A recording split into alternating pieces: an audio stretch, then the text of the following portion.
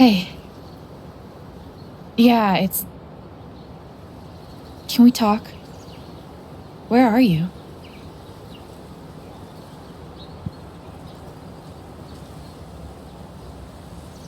Okay. It reminds me a little bit of True Detective Night Country in the way they're going about it. Interesting. I've never heard of that game, but yeah, I like detective stories in the sense of I like solving mysteries and whatnot. I find that stuff interesting, but what I don't like is the cop part of it.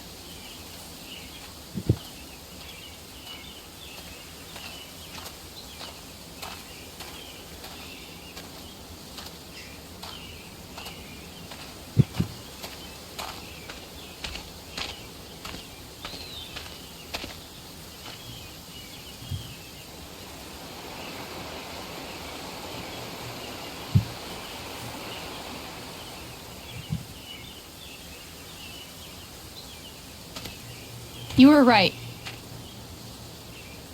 About Typhon, about Mac. Alex. Mac got the call. It's a TV show. Oh, my bad, sorry. I assumed it was a video game because that's the main media I tend to engage with. And, I mean, I am streaming a game here. But, yeah, other things besides video games also exist too. But yeah, the cop part definitely weakens the narrative in Night Country. It's still interesting, just not as good as it could have been. Yeah. Huh. Yeah, it's interesting.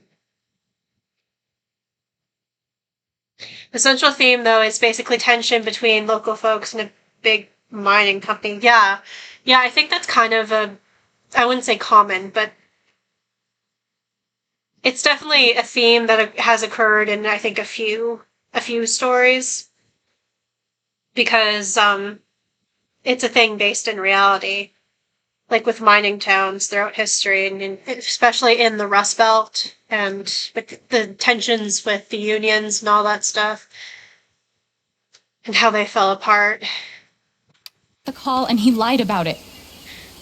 Night in the Woods touches on that stuff a bit Someone too, only it's is putting more pressure like on him to keep quiet. all Someone of from that. the mine, and It doesn't matter.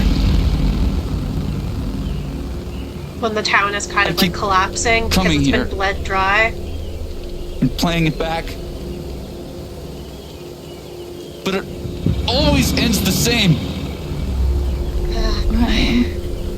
He's dead.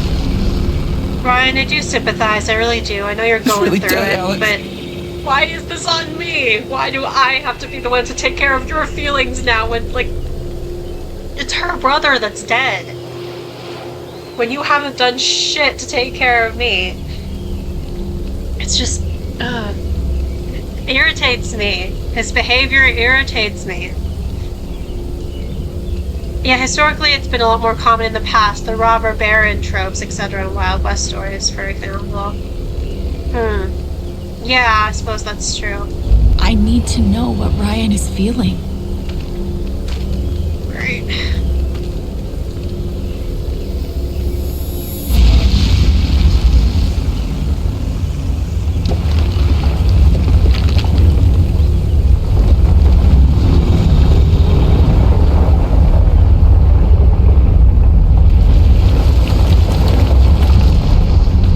That's interesting, though.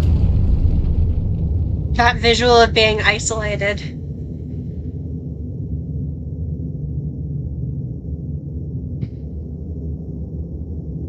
It was my fault. My job is to keep people safe. And I failed.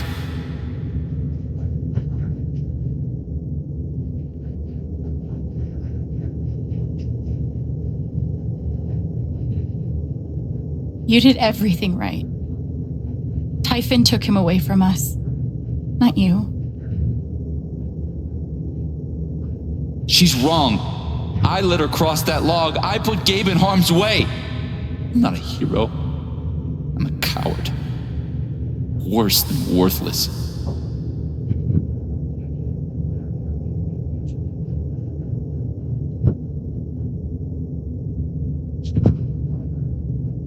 You've got to stop torturing yourself. You did everything you could have. It doesn't matter. Gabe's dead. Because of me. Gabe, I'm so sorry. Oh boy.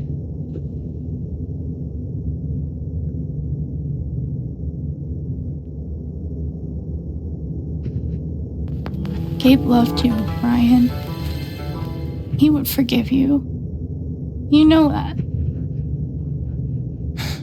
You're not alone.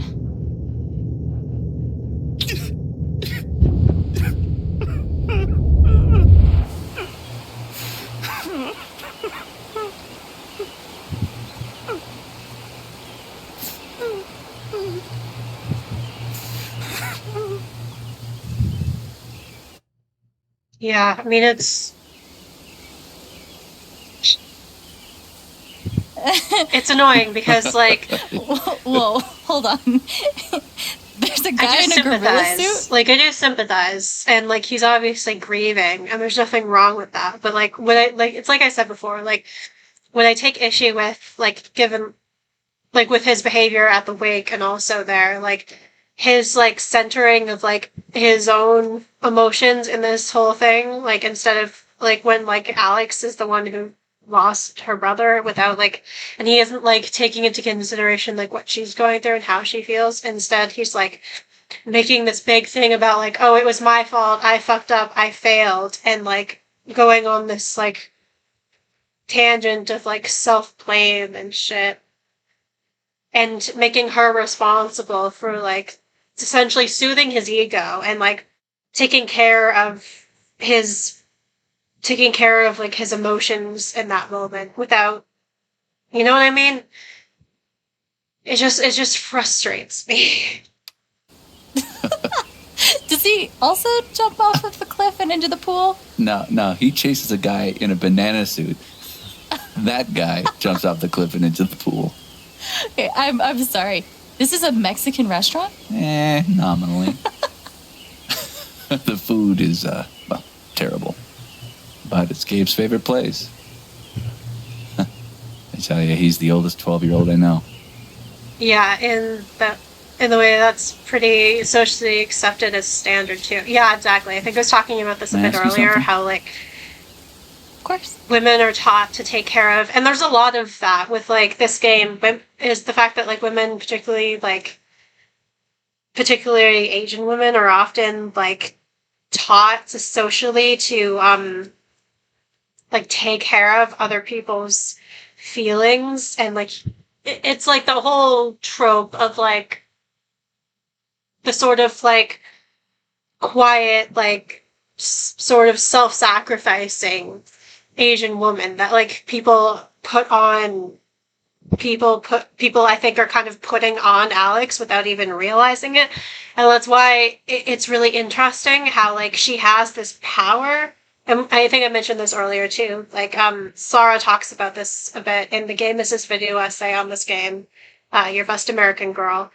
But, it's interesting how she, as a protagonist, was given this power to, like, experience other people's emotions and essentially take on other people's emotions, because, like, she's constantly doing, like, what we might call emotional labor, although technically it's not emotional labor, because the actual definition of emotional labor is that it's what you do at your job. Like, for example, if you're a service worker and you're doing customer service and you have to be nice to people to avoid, like, getting in trouble with your boss, even when the customers are being horrible to you and treating you like shit, that's essentially the true definition of emotional labor. But, like, it's still a sort of, like, emotional burden when you have to take on the responsibility of taking care of other people's emotions and comforting them without getting anything back.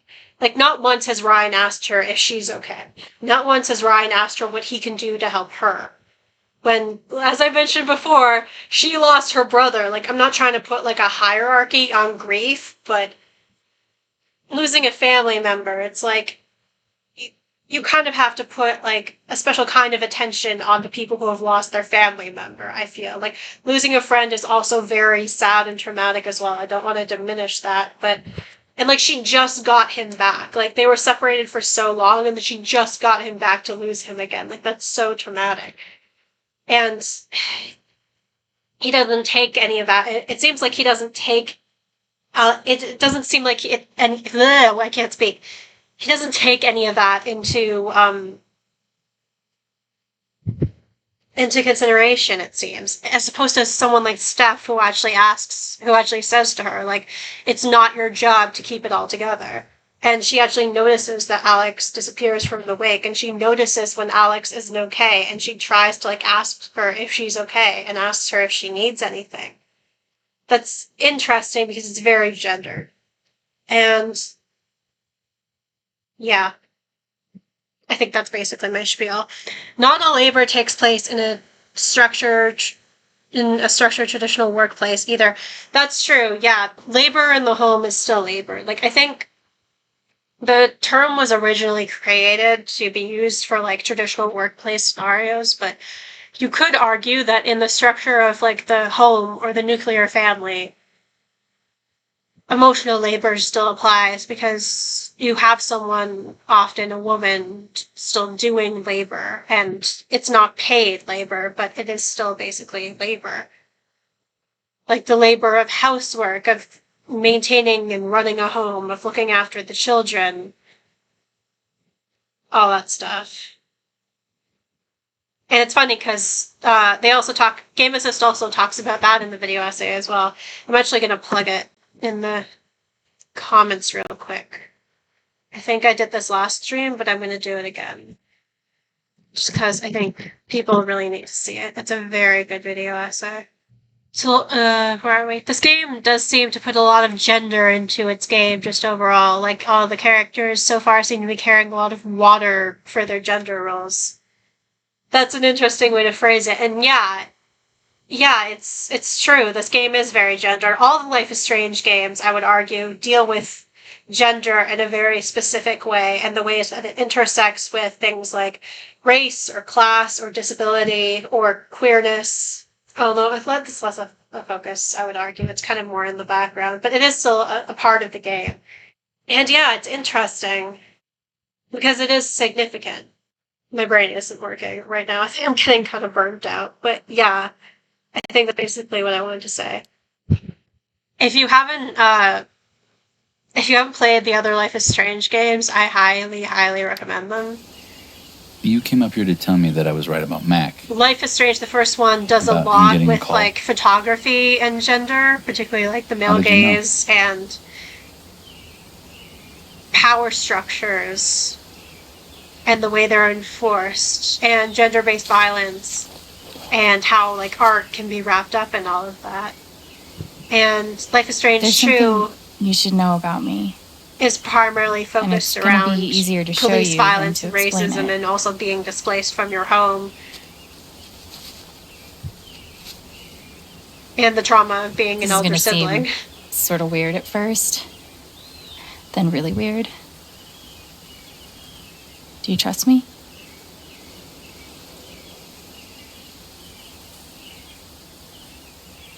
But Before the Storm's my favorite. It's the prequel to the first game. And I'm not really sure how to describe it without giving away plot points from the first game, but it's basically about, like, one of the characters from the first Life is Strange game exploring, like, a big part of her life and sort of filling in blanks and stuff. And it's really good, and I really love it. Well, I don't want him to be angry anymore, because that's been a lot to deal with. Think of something scary. Okay. Think of something that just scares the shit out of you. Really focus. Until you feel it.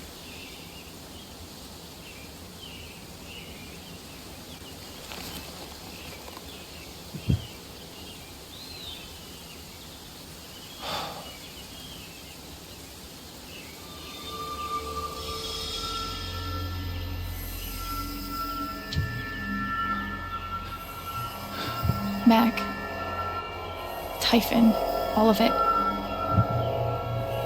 You're afraid you won't know how to handle it without Gabe.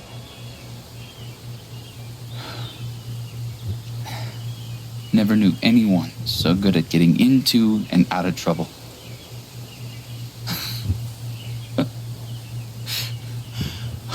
Man, this one time.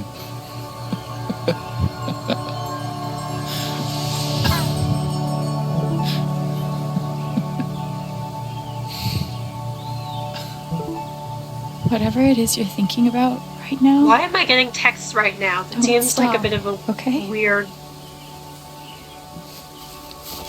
Keep going. That seems like weird timing on the writing of the game's part, but... Whatever. What emotion is this? It really says a lot about Alex's life that she does not recognize joy. She's like, what is this? What is this emotion? I've never felt it before. Or at least she hasn't in a very long time. It gives you a lot of insight into the sort of shit that she's been dealing with for the past several years.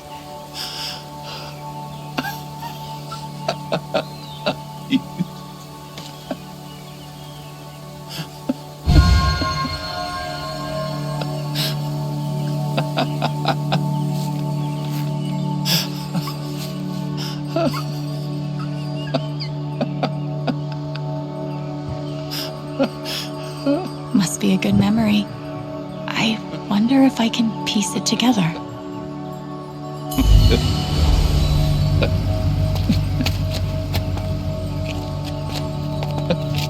Oh, that's a lot of blood, huh? Gabe, this is serious.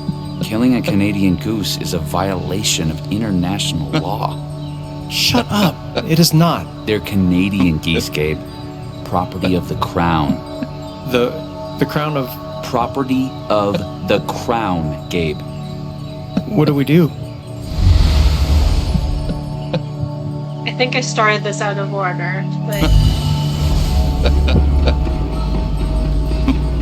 Gabe, goose. I see it. It'll move. It's not moving. No, It'll it won't. move. Gabe! Canadian geese are assholes, believe me.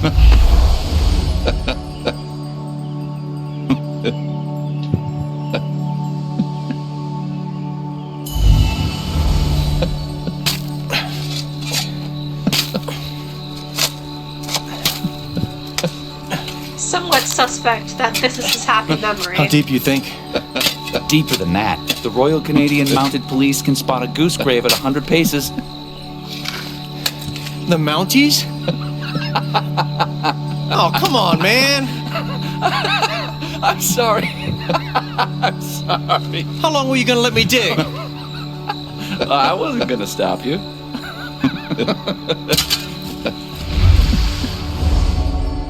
So, did you finish burying the goose or not? Okay, also, property of the Crown? Really?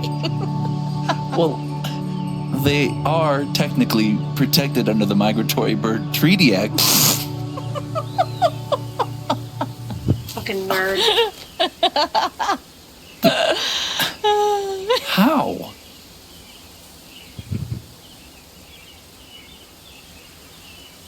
So, I guess I have this power. I can see other people's emotions. They show up like an aura, and if I get too close, I feel what they feel. As if I was feeling it myself. And when I focus, I can even understand why they're feeling it. And that's what you just did with me? Whew. Some kind of power. No kidding.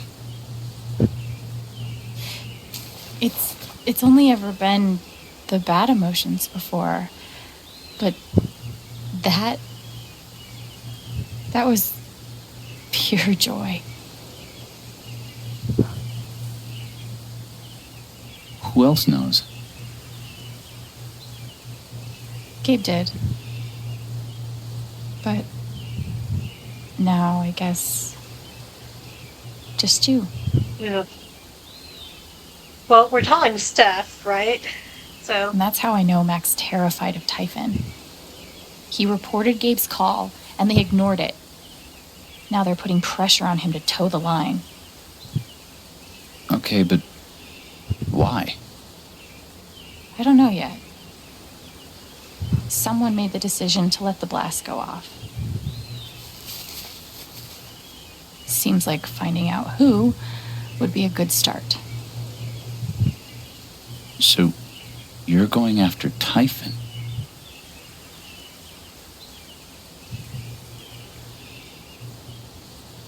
You'll need help.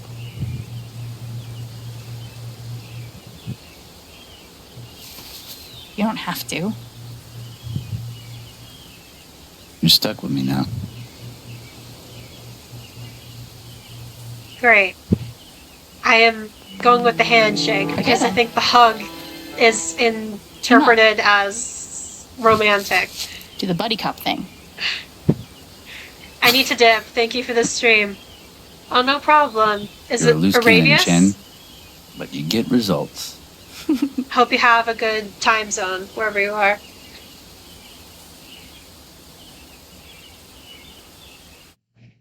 Oh, it's Aravis. Sorry, I have a thing about pronunciation and reading things correctly. Thanks for letting me know. Gabe. See ya. I miss you.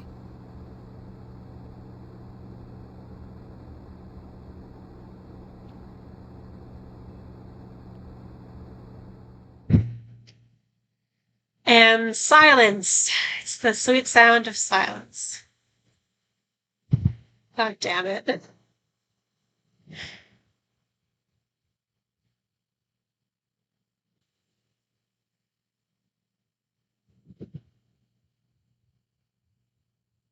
Oh, hi, Wombat Kid.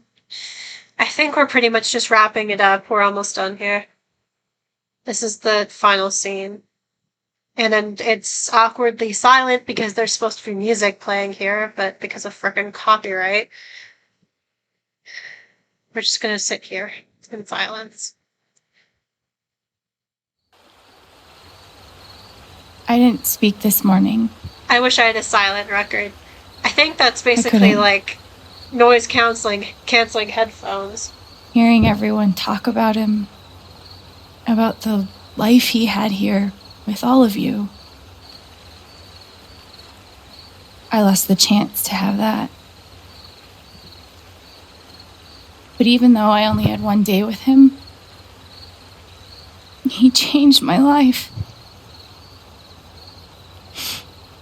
I said I didn't know if I belonged here. He told me that home isn't something you find. It's something you build.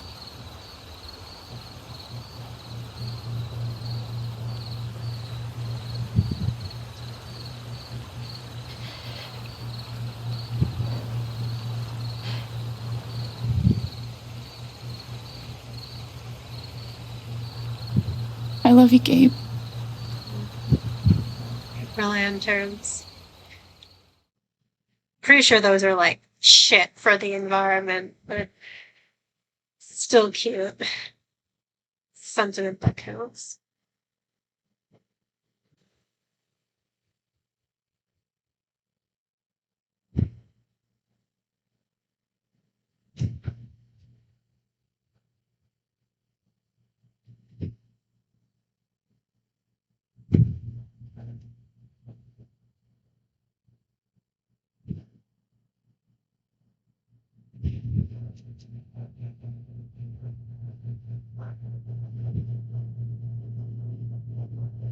Diane.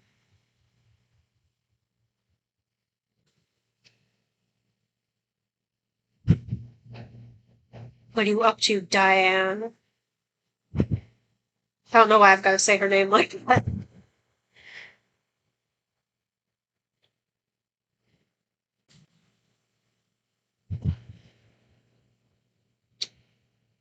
And that's it. I forgot how short episode 2 is. It's not even 3 yet. Alex calmed Mac down from his panic attack, 96%. That's a pretty strong majority. Alex reminded Eleanor about what happened, 64%. The majority, but only sort of. Charlotte didn't take any Typhon money, 60%. 40% Charlotte signed the agreement after Alex didn't visit her. That's 0%. Interesting. No one has not visited Charlotte. Alex didn't sit on the edge of the dock, yeah, because it would have just been silent. It would have been awkward. That's a pretty even split with a slight minority of 44%. Alex tidied up the apartment, 49%. Most people leave the mess. Well, I like to clean when I'm upset, so I projected that onto Alex. Alex put the photograph on Gabe's memory table, 26%. Or you can put the album on Gabe's memory table, or Alex didn't add anything to the memory table. Yeah, I think most people just skipped it. Oh. Alex didn't look at the dartboard, 60%. I forgot about the dartboard. Alex chose to go by Alwyn in the LARP, 45%. That's mostly the majority. Alex spent a moment thinking of Gabe, 65%. Yeah, that's a little majority. Alex admitted she didn't hear Gabe's call, 36%. Most people back Ryan's claim with the wig. Interesting. Alex offered Ryan Gabe's forgiveness, 68%. That's the majority. Ryan and Alex shook hands, 23%. Most people hug him. I wonder if that lines up with people romancing him, because I don't think it does. I guess more people just interpret the hug as friendly, which I wish I could, but unfortunately, I do not have that luxury. Alex claimed the title of foosball champion, 36%. Most people lose to Steph. Interesting. I mean, it is pretty difficult, that foosball game. Steph made Cravius the LARP boss, 41%. Only 1% of people have end up not talking to Steph at the record store. Damn. But that's a pretty even split between either Cravius or Stormwither. Alex helped the Birdwatcher find her hawk, 33%. Most people don't help the Birdwatcher. Alex helped the sad dude find his dog, 58%. That's a fairly even split. Most people, just barely most people, managed to help. I think his name was Hector, find Chrissy, the dog. I think we find out his name in episode 4. Or at some point. Or I might just be imagining that. I don't know. But yeah, those are all my choices. Okay, there we go. That's episode 2 of the bag.